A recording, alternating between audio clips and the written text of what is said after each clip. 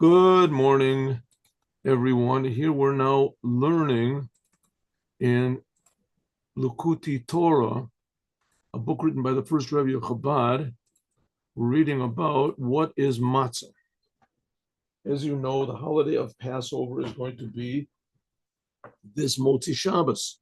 Maybe we'll talk about some of the laws about it, but not right now. We'll talk about some of the laws with the fast of the firstborn is on Thursday, and you check the chametz on Thursday night, etc. And so we'll talk about that more. You have to make a lot of preparations also before Shabbos comes in. But we'll talk about that. Okay, here we go.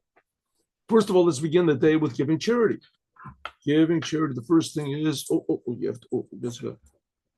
Here we go. Good morning, Abba. Let's begin the day with giving charity. Here is charity box, Tzion b'mishpat tapada, with tzedakah, and the Jewish people will return to the Holy Land through our giving charity to others. What we have, don't be stingy. Don't be stingy. Okay. Let's see what this is. Okay. Now we're learning about matzah. What are we going to learn about matzah?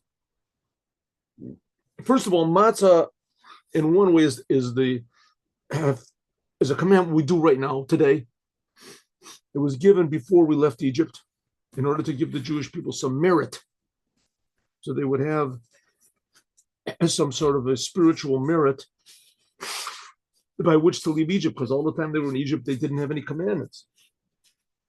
But here we have something even more. What happens when you do a commandment? That's the point. What's the idea of doing the commandments? What's the novelty of doing the commandments? Okay, first of all, it's a big, amazing thing that we're doing exactly what God wants.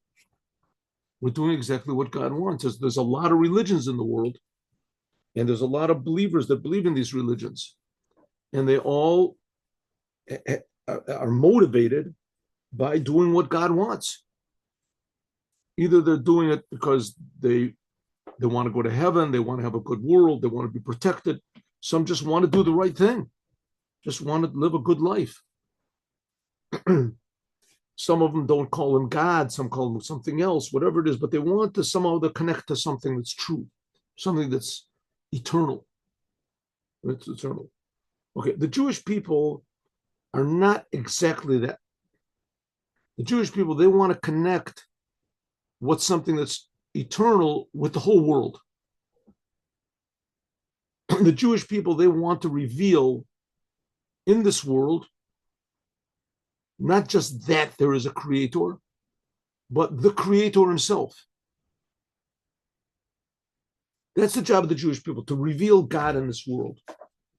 We're called Goy Echad Ba'aretz. We're a nation that tries to reveal the Echad, the oneness of God in this world. And that's done by the commandments, and only by the commandments. Of course, the commandments come from the Torah. The commandments come from the Torah. The Torah tells us what exactly the commandments are. And the rabbis that explain to us what the Torah really means, because without the rabbis, you can't have a proper explanation of anything, not even the 10 commandments. We've talked about this, putting on tefillin and etc. So in the Torah, it says there's a commandment to eat matzah. And of course, it's not clear exactly what matzah is. Doesn't explain it anywhere, what matzah is and how you make matzah. Maybe matzah is, some special type of potatoes or something that grow in the Amazon jungle. Who knows what matzah is? Doesn't explain what matzah is. So the rabbis came and explained everything. The rabbis explained everything in the Torah. But the point of the matter is, that's how the commandments are revealed. They're revealed through the Torah and by the rabbis explaining what the Torah is. That's why God gave it the Torah in like shorthand. That's how it's revealed. But the fact is, what are the commandments? The commandments are the will of God. And they are the will of God. When we do them, we embody the will of God. It's like a person's hand reveals himself. A person can't say, "Oh, I didn't write that poem. My hand wrote the poem," right? Or he can't say, "I didn't. You didn't pay me for that car you just bought. Your hand paid." That's ridiculous. Of course, the person paid. So the commandments are the limbs of God. Okay, but even more, and that's what this is going to be based on. The commandment, in this case, we're talking about the commandment of eating matzah. It reveals God in the world. It reveals God in the world. Now, God is more complicated than we think. God is a personality. God is a personality. God's personality. That's the, so to speak, the outer part of God. But then God has also intellect. That's the Torah. And then there's different aspects, different levels of it. That's called the secret of the 10 sfirot. That's called the secret of Jewish faith. That God has a personality. That God cares about the world. God interacts with the world. And there's different levels of godliness that are revealed in the world. For instance, the level of godliness which God creates the world with. God creates the world with. That's, so to speak, the lowest level of God. The lowest level. Then the level of God that God took the Jews out of Egypt, that's a much higher level. Then a level that God split the sea when the Jews, that's higher. Then the level that God of godliness, when God gave the Torah, that's even higher than that. Then God showed his essence. Then the level of God, but the level of God which is revealed when the Jewish people do what it says in the Torah, that's even higher. And in that, there's also different levels. That's called tshuva. Tshuva means when we return our energy to God. Tshuva means return our energy to God. And there's also different levels in that. Right? But all of these levels that we're talking about, they reveal godliness in the world. Okay, do you see this revelation? I personally do not see this revelation. I personally do not know anybody who does see this revelation. But I am acquainted, I am acquainted with some, well, I guess that's not true, because the Rebbe, that's the job of a Rebbe. The Rebbes actually do see and feel this revelation of godliness that comes into the world, and we believe in it. We believe in it. But you can sense it a little bit, and the connection between believing it and sensing it is this word, what we're reading now. We're learning now, this is the wisdom.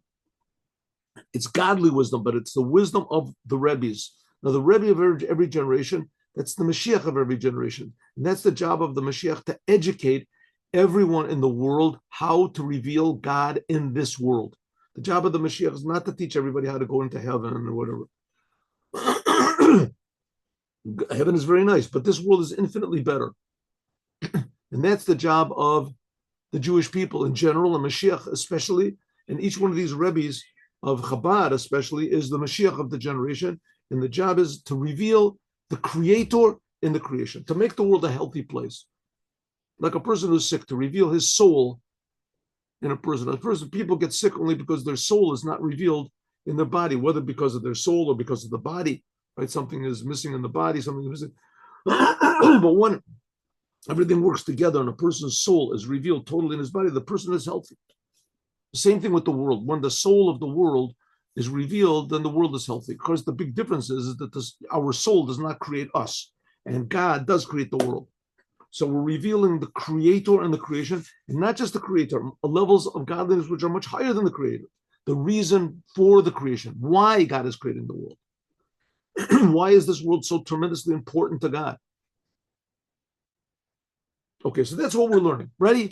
After that, forward, let us begin. This is written by the first Rebbe of Chabad, Rabbi Shneur Zalman. Here's a drawing of him.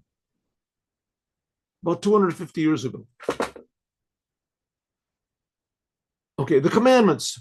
The Havin, to understand, Mashkatuv Haggadah, it says in the Haggadah of Passover. Now, the Jewish people have been celebrating Passover for 3,300 years, nonstop. 3,300 years nonstop. And the point of this is to show, first of all, that God chose the Jewish people. And that the Jewish people had been slaves, all of them, in a country called, then it was called Egypt. I guess it's the same country now, but it's not the same people living in it. Not the same. The Egyptians, maybe Egypt is the same, but the Egyptians are certainly not the same. And God chose the Jewish people. This very, very, very important theme, which has been attacked by everybody, especially Jews. throughout the history of mankind. The last 3,300 years, nonstop, Jews have been rebelling against this idea that they've been chosen and what they've been chosen from, and that we have to listen to God, and we're supposed to teach the world, and we're public servants, and that they just want to be like everybody else. But what can we do? We're chosen. So that God chose the Jewish people. That's the holiday of Passover. And then the Jewish people were born. Being in Egypt was like being in the womb, and the Jewish people got out of Egypt. And before they got out of Egypt, God gave them a commandment. He gave them a few commandments, but he gave them the commandment of the Pesach offering, to bring a lamb or a goat for Passover, to sacrifice it, and they had to eat moror, and they had to circumcise themselves, which we do not have to do this year, so don't try it at home. And he gave them matzah. One reason he gave them circumcision is because a non-circumcised person can't do the commandments, can't do the sacrifices. The sacrifices in the desert, in the temple. And this sacrifice, okay, so the Jewish people had to sacrifice a lamb in their houses. That was only, they'd never sacrificed the lamb in their houses after that. After that, it was done either, they didn't celebrate Passover the whole time they were in the desert. For 40 years, they didn't celebrate. When they got to Israel, they did. Okay. So this first Passover, they all celebrate. They take a goat, a sheep, and they sacrificed, they ate it together with matzah. It was a special commandment to eat matzah. Now, we don't have the Pesach offering today. And more, we only eat it's only from the rabbis, because some people say it has to be eaten together with the Passover offering. We don't have a Passover offering. But matzah is exactly the same as it was back then. Matzah is the same commandment as it was back then. It's a special commandment to eat matzah alone, without the lamb.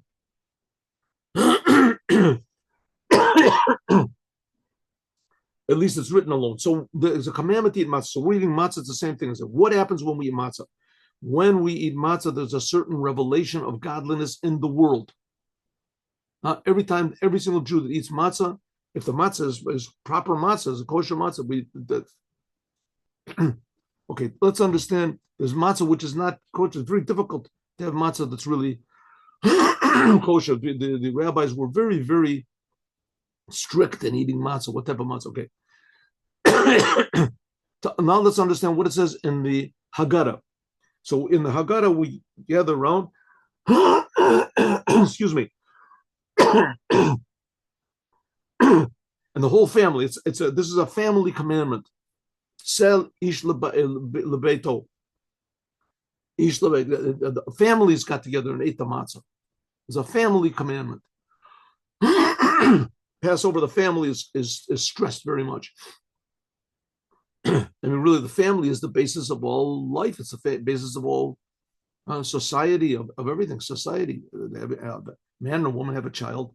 Family, that's what reality is made of. That's what life is made of. Family. Okay.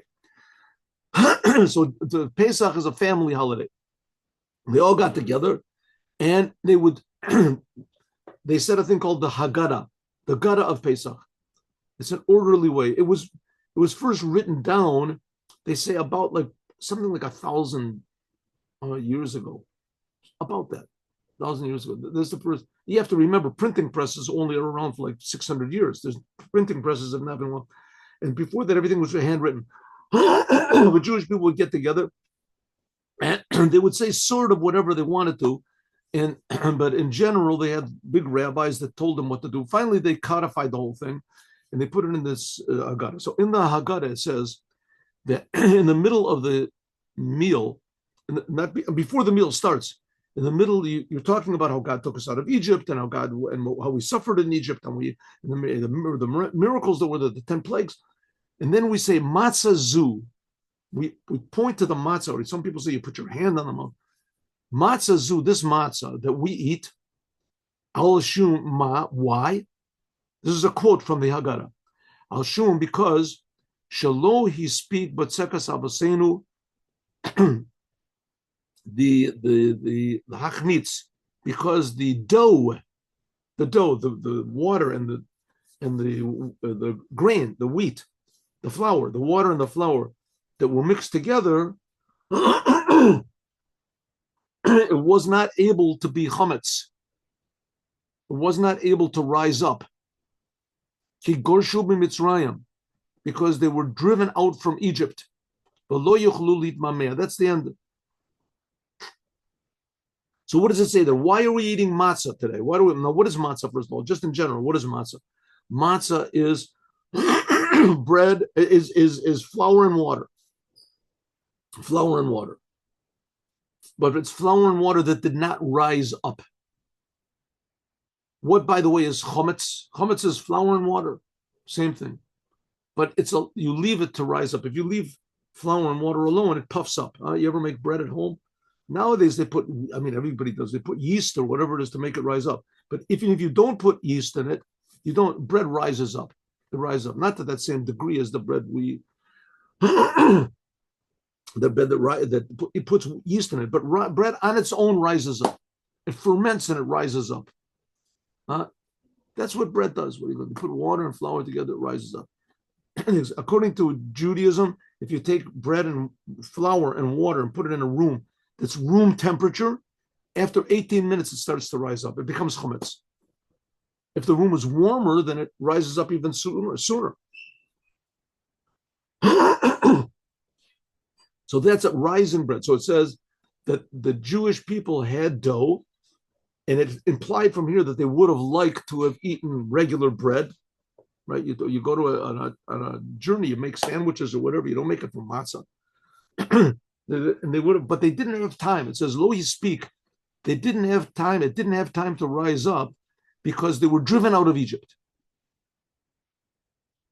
So from here, it implies that the matzah that we're eating now is because of the matzah that they ate after they left Egypt. The dough didn't have time to raise up because they were driven out of Egypt. The mashma ilu lo gorshu, if they were not driven out of Egypt, he speak and the bread would have, if they would have, the Egyptians wouldn't have pressured them to leave. They would have had time. Then the bread would have risen up, and they would have eaten it. They would eat chametz. The reason we eat matzah is because we didn't want to eat matzah. We wanted to eat regular bread, but we were driven out. That's what it says from the Agada. But that's not so. Halo kavar nitztavu, we were already commanded. But asar lechodesh, 5 days earlier, it says, al matzahs, you have to eat the Pesach offering on matzahs and morim, with matzah and mor, you have to eat it.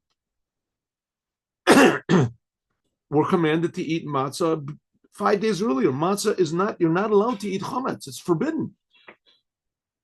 Gamla or is also, it says in the future generations, it says Shivas Yamin, Seor Yon Lo Yom Batechem. It says also 7 days from the first day of Passover, you're not allowed to have, even possess any chametz. Toklu matzot, you have to eat matzot. And in the sense it says, we have to understand, and see the commandment of the generations, a reminding for going out of Egypt. It says we have to eat matzah 7 days. The fact is, we don't eat matzah 7 days. You don't have to eat matzah 7 days. You're just not allowed to eat chametz 7 days. All right, we'll talk about that in a moment. Nevertheless, the sentence says clearly that it's forbidden to eat chametz for 7 days. You can't eat chametz. So why are we saying that the matzah that we're eating is because the dough wasn't able to rise up? Not because they were commanded, but that's not so. They were commanded to eat matzah. The Jewish people had no choice. They had to eat matzah. It couldn't rise up. The matzah that we're eating is not because we were driven out of Egypt and the dough didn't have time to rise up. And if we weren't driven out of Egypt, we would have eaten chametz. That's not so.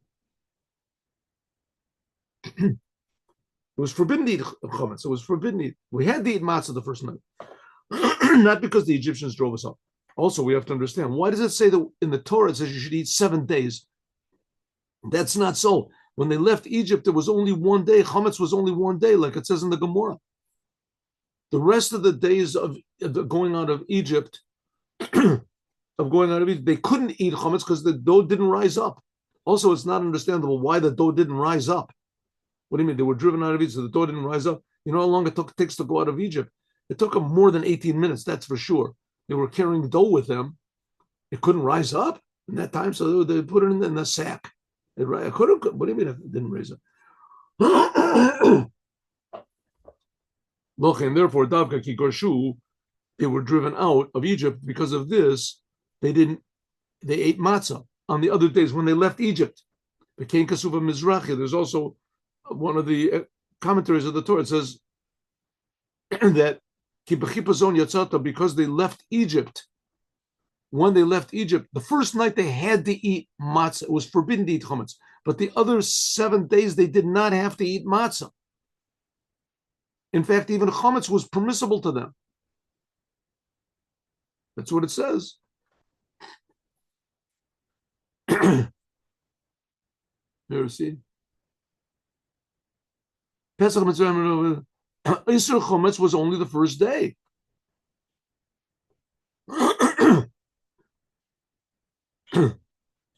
And they says, nevertheless, Tzivu Ladoros, nevertheless, even though that back then when they left Egypt, they did not have to eat matzah for 7 days. In fact, they could have eaten chometz the other 6 days. Just the first night they had to eat matzah, and it was forbidden to eat chometz.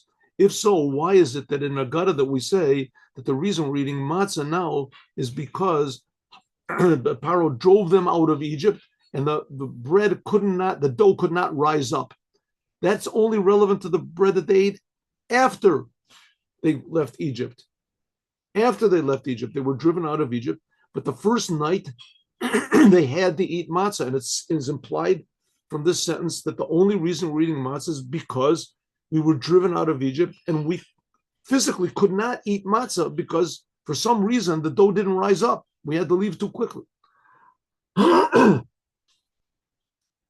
Let's understand what is matzah. Okay, now this is going back to what I said in the beginning, that every time we do a commandment, it reveals some aspect of God. First of all, let's understand what are the holidays. She'ikar al-moadim, the main thing of these holidays is simcha, joy. Okay, so let's just reiterate a little bit from what we've just read. We say a statement in the Haggadah of Passover, which apparently is not true. It says in the Haggadah that the matzah that we're eating is because we were driven out of Egypt and there was no time for the dough to rise up. And that is not true. We're eating the matzah now because we were commanded. We were commanded. And that we were driven out of Egypt, that was after midnight. It says that they drove them out. The Egyptians drove them out after the plague of the firstborn. The firstborn were killed in the midnight. We left Egypt after midnight, and the eating of matzah had to be done before midnight. First, the Jews ate matzah, and then there was the plague of the firstborn. The Jews were eating matzah when the plague of the firstborn was going on. So let's understand what's going on. Also, it says that they ate matzah 7 days, and they didn't have to eat matzah 7 days. They could have eaten chometz 7 days. Why do we eat matzah now 7 days? As remember going out of Egypt. What's going on? Okay, so let's understand what matzah is, first of all, what the commandment of eating matzah is. It obviously is not just a ritual to remind us of going out of Egypt. Because if it was a ritual, it would not have lasted for 3,300 years. Not only that, it's expensive. To buy matzah is really expensive. They said that's one of the reasons it's called lechem oni, the bread of poverty, because after you buy matzah, it's so expensive, you're poor. It's a joke. But the fact is, it's very expensive to eat the matzah, and I'm sure the Jewish people would not have continued spending all that money for eating matzah just for the sake of a ritual to be, relevant to the club, to the synagogue or something. And it's something directly connected to God. Jewish people are crazy for eating matzah. I can tell you stories about the Hasidim that baked matzah in Russia. In communist Russia, it was forbidden to eat matzah, and they would bake matzah like secretly in some place. They would have guards, all around watching to see if they had to do something to get rid of the fragrance, of the bread coming out. And everybody was spying on everybody else. And if they caught you making matzah, they would and they throw you in prison. Very good. Nevertheless, they bake matzah. Okay. Well, let's understand a little bit what is this idea of eating matzah. And first of all, let's understand what are the holidays. Now, the holidays are called Moadim L'Simcha. There's the holidays of happiness, joy. Jews would go up 3 times a year to the Holy Temple, and they would feel that they were being created. They would feel God creating them. They would feel that they were being created. And they would take that feeling the whole rest of the year, because God is creating us the rest of the year also. So they would take that little bit of feel, that's happiness. They would feel happy. She'ikar Moadim, the main thing of the holidays is joy, happiness. Because see, like it says, V'samachta b'chagecha. You have to rejoice in your holidays. What do we have to be happy about? She'az then is gilui mochin de'ema. Then is a revelation of God. There's a revelation of the holidays. You don't feel it? Yes, you do. You feel it. You don't recognize that you feel it. But in the holidays, there's a certain happiness, a certain lightness. That's called, you're feeling the bina of God. What's bina? Ema is bina. What's bina? Bina is the second highest sphere of godliness. We talked about the 10 sefirot. So the top aspect of godliness is what's called chachma, and below that is what's called bina. We're going to explain the difference between them. But generally speaking, chachma is pure life. Pure life, above the source of life. The source, if you want to call it, of reality. Chachma. That's called father. Like the father gives the seed, that initiates everything. There's no, the mother, she grows up the personality, the baby inside of them. That's Ema. Ema, that's like feeling a little bit the personality of God. That's what Hainu, Mashikatu, what it says in Hallel. Moshivi akeret abayat ema banim smecha.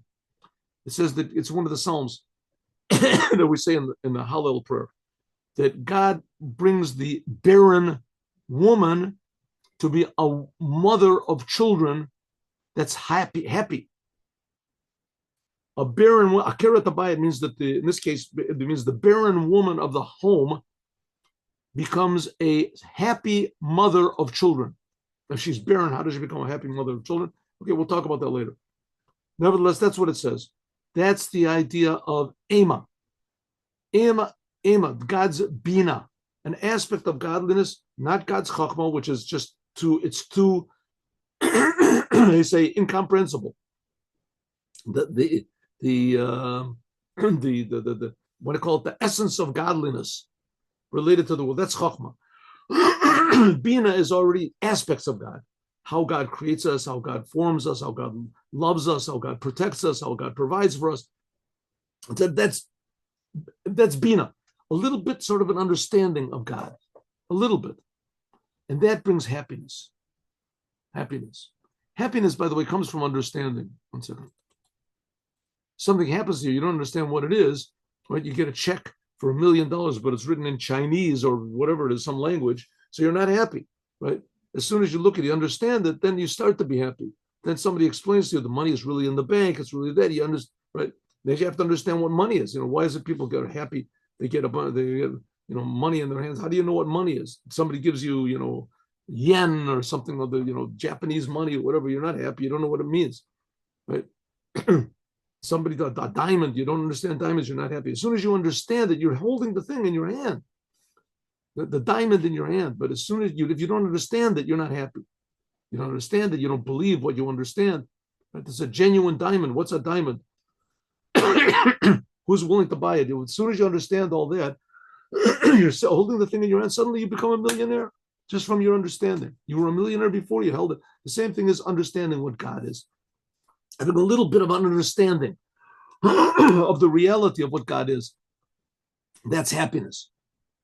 That's happiness. The Shabbos and Shabbos, hu giloi mochen de Abba. Shabbat is a revelation of what's called Abba, God's what's called Chachma, and like the essence of God. Hein yoter el yonim, Shabbat is higher than the holidays. The ein sham bechinas giloi, and there's not happiness like there is on Yom Tov. Shabbat is sort of like getting the diamond in your hand and not understanding what it is. You're a millionaire. right? Somebody gives you a diamond, puts it in your hand, and says, listen, don't lose this thing, you're a millionaire. I don't understand what you mean. What's a millionaire? What are you talking about? Just the person that tells you, though, you believe him. So you're holding it empty, but you're not happy yet. You've got it. You have the thing. It's there. That's like Chachma. Chachma is a revelation of the essence of God. You don't know what it is. You have no idea what it is. But it's valuable. It's precious. That's Shabbat. And the holidays, that's more like Bina, understanding. Oh, a diamond, it's worth money. What? Listen, if you have a diamond in your hand and you go to understand what gems are, understand what diamonds, you understand that there's a market for diamonds and et cetera, right? But now, and somebody comes along and they check it, they say, this is a genuine diamond. But still, you don't know really, can I trust that person? Is this really a diamond in my hand? Maybe the guy's making a mistake, maybe not. So you check it out by a few other people, and then they say it's a really diamond. Oh, as soon as you really understand and you believe that it's a diamond, then you're precious. The same thing with God, right? On Shabbos, we get pure godliness. It's like having the diamond. Do we really believe it? Do you understand it? Is it really true? Does God really exist? Is there really such a thing?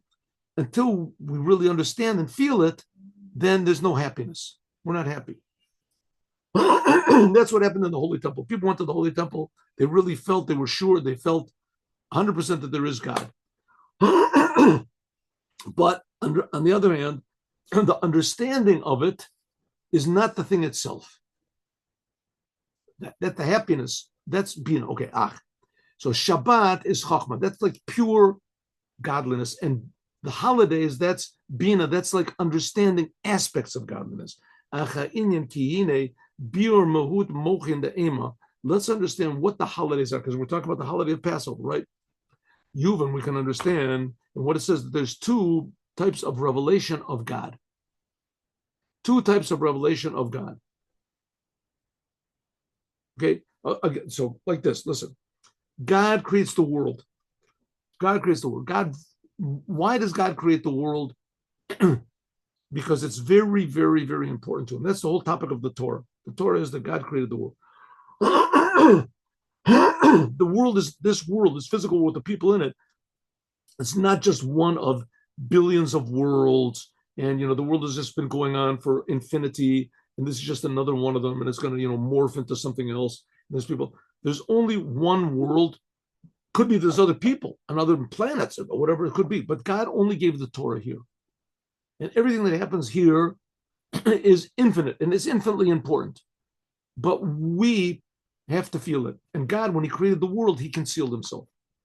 That's a condition in creating the world. But you don't feel God. And God wants yes to be felt. Okay, so there's two ways of revealing God in the world. Two ways of revealing what's called Or Ein Sof, the infinite light of God in the world. One of this is Ishtalshlus, a chain of creation, Seder Amadregos, a level. This is I'm drawing down from one level to the other. Like we said, from Chachma to Bina, from Atzilut, the highest world, to the world below that, the Atzilut, Bria, and then to Yatzira, where the angels are and the souls are, etc. It's a ray of reality. Lower and lower levels of reality. This is a little bit hard for us to figure out, to understand, because all we have is one reality. We're just in this world. And then after a person dies, so that's like a less reality. Well, the fact is that going to heaven is a glimpse of what real reality is, because what's reality is God. God, in fact, God is creating reality. So the creator himself, we're not going to get. The only way you get a glimpse of the creator himself is through the commandments. Okay, so all these worlds are created, that each world is a lower level of reality, a lower realization of existence than the world above it. Commercial, something like in a person, seichel, midos, intellect, into emotions into thought. Shekol bechinas ishtalshos, all these different levels, they are called yesh miyesh, one from the other. Right? A person has an idea. From the idea is that's closer to him. Then from that idea, he feels that something is real, then comes emotions. And from the emotions, then comes thought. Thought is less real than emotions. Thought. And the thought, from thought comes, one thought can come 100 words, right? And then you say these words that could make a million people start to work and go to the, but each level is lower than the other one, lower level. So to speak, the thought, the awareness is a higher level of reality of you, your personality, than your emotions. And your emotions, that's a lower level of reality, if you want to call it. So that it's further from your soul than your thoughts, and thoughts is further from the soul than speech, and etc. So it is with God also. God creates the world. There's higher levels of world and lower levels of world. Comes down, it's called the order of the chain of creation.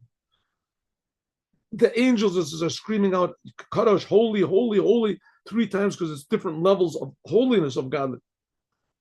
That's called the ladder of creation, Jacob's ladder, from below to above, from above to below. The order of creation.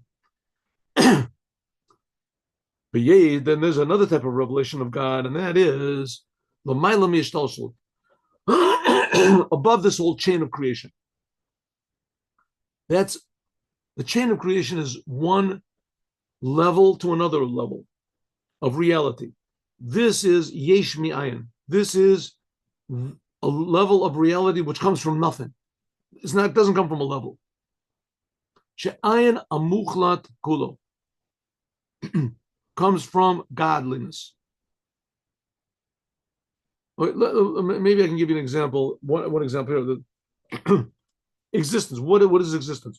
But all these philosophers and scientists and whatever, and they're talking about, where does the world come from? Where does the world come from? So it's the scientists, they got to figure it out. It comes from a black hole. Where does the black hole come from? That comes from a blacker hole. What does the black hole come from? It comes from something. Everything comes from something. All right. What is it possible that everything comes from nothing? That's impossible. Can't be that everything comes from nothing. You can't create something from nothing, right? Well, that's the essence of Judaism, that everything is coming from nothing all the time. Everything. Existence. The fact that we exist is just as big a miracle as that angels exist, or that frogs exist, or that stones exist, or that angels exist. Existence. From something from nothing. How can you have something from nothing? You can't have it. That's Judaism says. Everything comes from nothing. God is a nothing. God is not a thing. God is not a thing. That's one type of creation. On the other hand, if you look in the books, it says that each world comes from the world that's above it. It's a chain of creation. It's an orderly fashion. So that's called hishtalshel. That's called the chain. This chain from Allah ve'ilu, result and cause. Kisha'alul mitkarev, when the cause, the result, comes close to its source, mimata lamayla, from below to above, then it understands a little bit of its source, right? People become spiritual. You stop getting interested so much in this world, become more and more spiritual. You start to have a little idea, wow, there's these upper worlds with angels and everything. Look, and therefore, Usas v'sameach, is happy. But the simcha, the joy is very great. Like a ben melech, like a son of a king, that comes out from imprisonment. It says, and comes to see the face of his father. So is the joy ha'olol of the result, behigalos, when there's revealed, niglos olav, or ilat, its cause, shalamayla, which is above it. Tachat asher, because yorad bishtalshel, it came down, v'naseh mirchak rav, there's a tremendous distance between them. The rachok me'od, very far from his face, and a concealed levels. I call him because now begiloi zeh yesh lo hasaga. Now we can understand our source. Eich sheyatza me'afela, or how you come from darkness to light, a big light. What's it like? Something, I don't know if I can give the example, if that's a good example, but let's say a scientist, a philosopher, right? A philosopher, he's trying to figure out a problem, and suddenly he gets the problem. He understands it, right? It was hidden from him. He doesn't understand what it is. happiness. He's happy. They say a famous story. They say a story. I know I told the story before, but there's that Alexander the Great, he was a pupil of Aristotle. And they say that Alexander came back. He conquered the whole world, Alexander. And he came back from one of his battles and successful. And it happened to be, he saw from a distance, Aristotle was sitting like by a brook or something, and he was thinking. So he sent one of his generals, and he said, tell Aristotle, my dear teacher, that I'll give him anything that he wants. He's the first person I saw. I just conquered the whole world. He can have whatever he wants, whatever he wants. He wants money. He wants, wants all of, India. I'll give him whatever he wants. So the general went, and he came back, and Alexander said, yes, what did he request? He said he requested that I leave him alone. He just wants to think. He just wanted to think. His mind, his mind was a tremendous mind, and he was realizing these deep ideas. It was worth more to him than having all of, whatever it is, Europe or Asia, or whatever it is. He didn't care. All those are physical things. He realized the source of things. Spiritual, right? Spiritual. He was a spiritual person, realized that a person realizing what is his source is a tremendous happiness, a tremendous joy. Or gadol. Saga. Or sheyotze me'afela la'or gadol. Me'evel liyom tov. And from, this looks like a chaf, but it's not. And from mourning until, from how to say, the misery to joy, to be a holiday. From a mourning day to a holiday. Ma'avud and mashibud, and from exile into redemption. That's seeing your source. That's the idea of Yom Tov. Yom Tov is not Shabbat. We'll talk about what Shabbat is. Yom Tov is you come a little bit closer to your spiritual source. That's the Gilui Simcha, the joy, which makes from the level of the barren one from the home, the barren woman, becomes Ema Bunny, becomes happy. What is it? Akara. Akara means barren, but it also means like a mole, like a, what is it called? A rodent that's under the house. Hadora beikri abayis, that lives underneath the house. It comes out. You come out from the basement. You come out from the cellar, from the what is it called? The chambers of darkness, like it says in Pesachim. And this is what's called Malchut. And there's Bechinas Malchut, that it is always, usually Malchut comes down into this world. That's God's speaking power, the power of God to speak. That's why God created the world, through speech. Well, that speech of God is concealed in the world all the time. This is written in a book called Shushan Sodot, a pupil of the Ramban. I'll look it up and see where it is. I have the book. And the Yom Tov, it comes up to above, even into the level of Atzilut. This is the level of Ema Banim, to be the mother of children, Bina, happiness, joy. B'orein Sof, to feel the Creator. That's what the Jews felt every year when they went to the Holy Temple. They felt the Creator. They felt that there's a Creator that's creating them. But what they felt was only a spiritual level, right? They didn't go into the Holy of Holies. The Holy of Holies, only the high priest went in, and only on Yom Kippur. The Holy of Holies, that's something like Chachma. What the Jews felt when they went to the Holy Temple, that's something like Bina. That's like what we feel on the holidays. That's why 3 times holidays they went to the Holy Temple.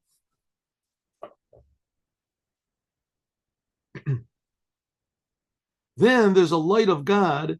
As Sha'orin Sof, the light of God comes down in a way, B'derech Mavo, like through a path that it can become grasped, comprehended a little bit, but what's able to be understood from the infinite light of God, which is revealed.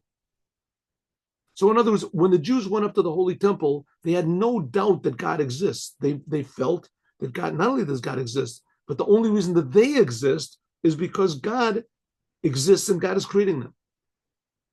The whole world is an amazing, big miracle. And they felt the source of it. They felt the Creator. The Eich Shel Gilui, and how it's a tremendous revelation until it's transformed. The world is transformed from them from misery to happiness, and that and previously they were in darkness, and now they see a tremendous light. This is a revelation of godly light, which is revealed in yesh to be something like almost physical, vasaga to be grasped. Why? Because that's the way God decided. God decided that certain times of the year He was going to open up little windows to His infinity, and the Jews would feel it. They would have a little sort of a grasp of what godliness is. That's the idea of bina, of understanding a little bit about God.